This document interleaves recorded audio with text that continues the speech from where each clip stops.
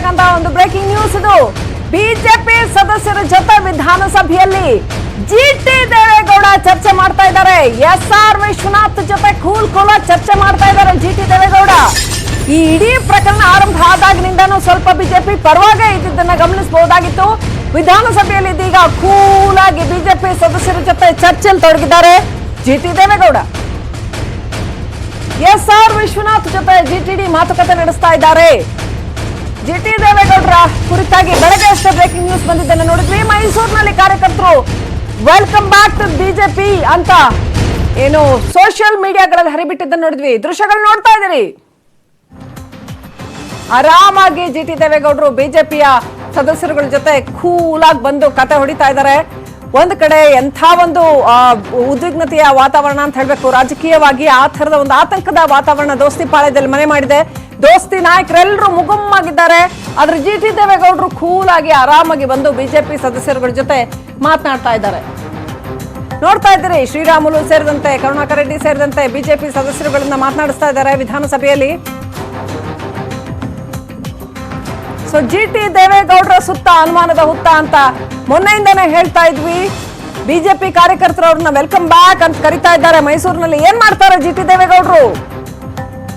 ಮೋದಿ ಅವ್ರನ್ನ ಇತ್ತೀಚೆಗಷ್ಟೇ ಅಮಿತ್ ಶಾ ಅವ್ರನ್ನ ಬೇರೆ ಹೊಗಳಿದ್ರು.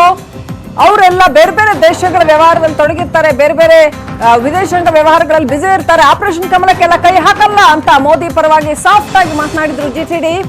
ಇದೀಗ ಬಿಜೆಪಿ ಮುಖಂಡರುಗಳ ಜೊತೆ ಚರ್ಚೆ ನಡೆಸ್ತಾ ಇದ್ದಾರೆ. ಕ್ವಿಕ್ ಆಗಿ ಒಂದ್ಸರಿ ನಂಬರ್ಗೆ ನೋಡ್ಬಿಡೋಣ. 107 ಬಿಜೆಪಿ ಅಧಿಕೃತ ಸಂಖ್ಯೆ. ಇನ್ನೆಷ್ಟು ಜನ ಬರ್ತಾರೋ ಗೊತ್ತಿಲ್ಲ. 101ಕ್ಕೆ ಕುಸಿದಿದೆ ಮೈತ್ರಿ ಸರ್ಕಾರದ ಬಲ. ಹಾಗಾಗಿ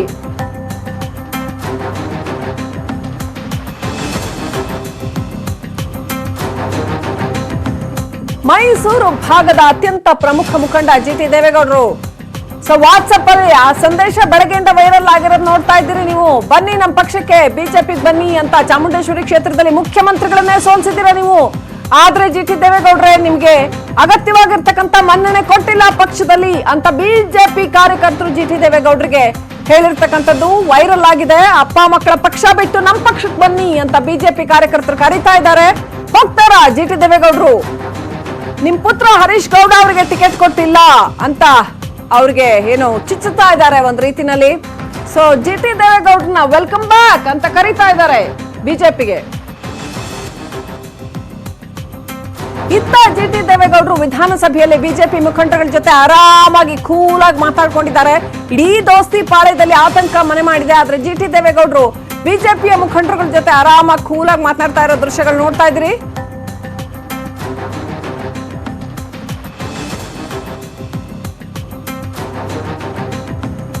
ಮಾತನಾಡಬಾರ್ದು ಅಂತಲ್ಲ, ಹ್ಯಾಂಡ್ ಶೇಕ್ ಮಾಡಬಾರ್ದು ಅಂತಲ್ಲ. ಯಾವ ಪಕ್ಷಗಳ ರಾಜಕಾರಣಿಗಳ ಜೊತೆ ಯಾರು ಬೇಕಾದ್ರೂ ಮಾತನಾಡಬಹುದು, ಸ್ನೇಹ ಪೂರ್ವಕವಾಗಿ ನಡ್ಕೊಳ್ಬಹುದು. ಆದರೆ ಈಗ ಇರ್ತಕ್ಕಂತ ಸೂಕ್ಷ್ಮವಾದ ರಾಜಕೀಯ ಸನ್ನಿವೇಶದಲ್ಲಿ ಜಿಟಿ ದೇವೇಗೌಡರಂತ ಅತ್ಯಂತ ಮುಖ್ಯಮಂತ್ರಿಗಳೊಂದಿಗೆ ಆಪ್ತರಾಗಿರ್ತಕ್ಕಂತ ಸಚಿವರುಗಳ ಈ ಒಂದು ಕೂಲ್ ನಡೆ ಬಹಳ ಅಚ್ಚರಿಯನ್ನ ಹುಟ್ಟಿಸ್ತಾ ಇದೆ. ಒಂದ್ ಕಡೆ ಬಿಜೆಪಿ 107 ಮೈತ್ರಿ ನಂಬರ್ ಕುಸಿದಿದೆ 101ಕ್ಕೆ. ಅತೃಪ್ತರು ಬರ್ತಾ ಇಲ್ಲ, ಬೆಂಗಳೂರು ಕಡೆ ಮುಖ ಹಾಕ್ತಾ ಇಲ್ಲ, ಮುಂಬೈನಲ್ಲಿ ಆರಾಮಾಗಿದ್ದಾರೆ.